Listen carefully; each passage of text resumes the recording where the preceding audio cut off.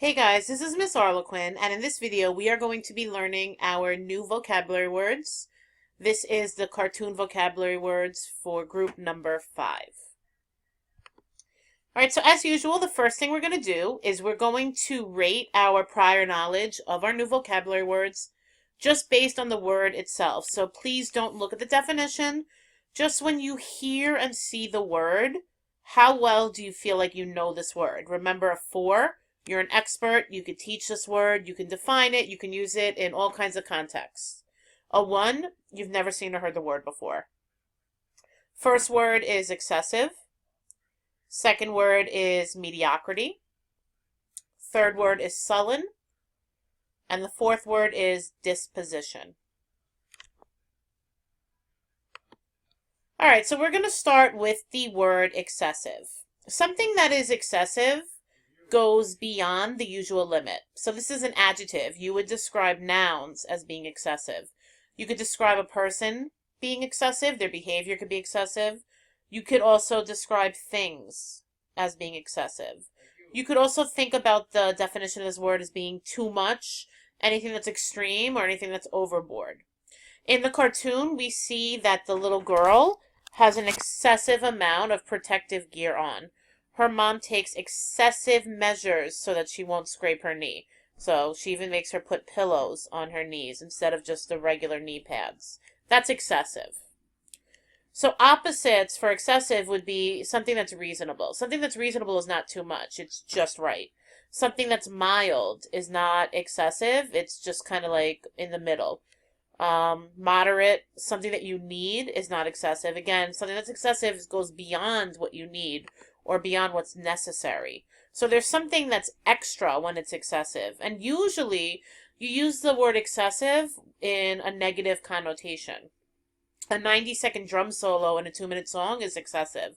Basically, you have 30 seconds for the rest of the song. How does that make sense? Getting down on your knees and kissing someone's feet to thank them for a favor is excessive. Unless they gave you their firstborn child, then maybe it would be appropriate.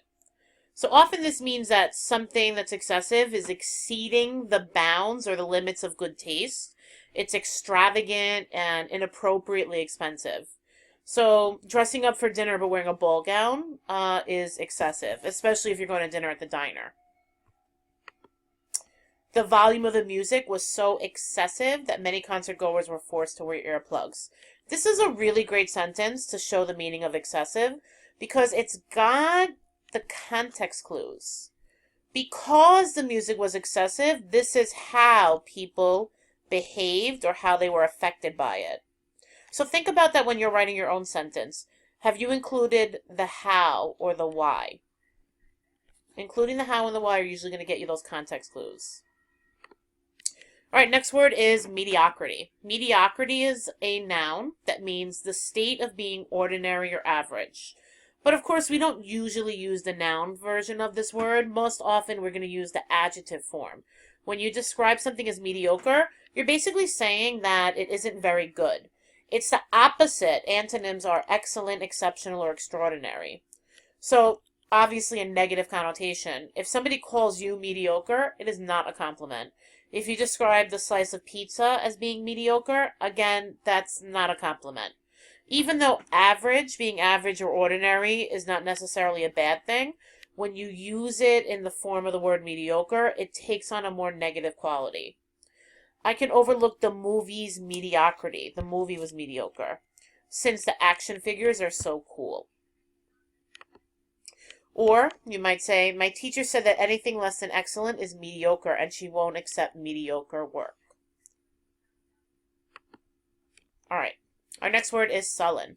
Sullen is an adjective, and it's usually used to describe people.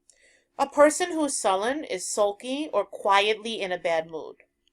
So since they're quietly in a bad mood, if somebody is throwing a tantrum or making it very clear through whatever they're saying or their actions, like if they're expressing the fact that they're in a bad mood, you would not describe them as sullen.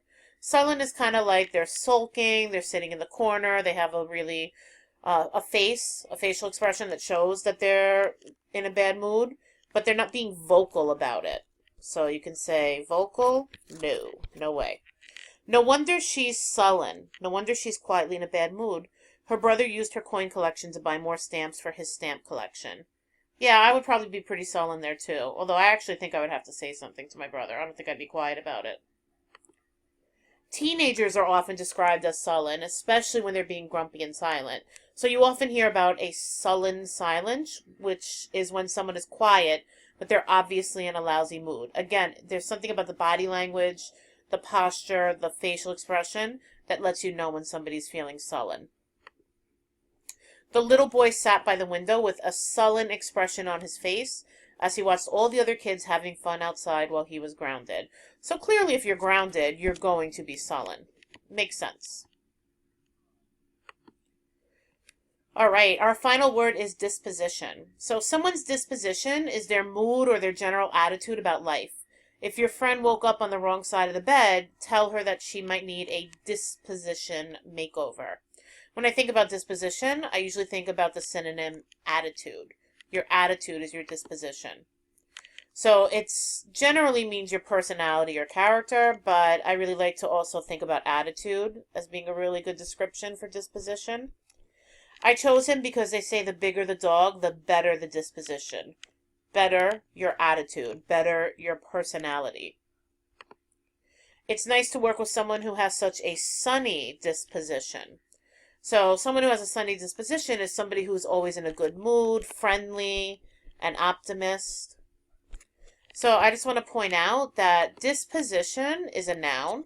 So you talk about somebody having a disposition. They have a personality. They have an attitude, which means you can use adjectives to describe their disposition. Do they have a sunny disposition? Do they have a gloomy disposition? An angry disposition? An optimistic disposition? When you use this word in a sentence, think about what adjectives you can combine it with. All right, so now it's time to apply our vocabulary words. You see there are sentence frames on the board that you can use or not use. If you're feeling stuck with the sentence, please feel free to use them.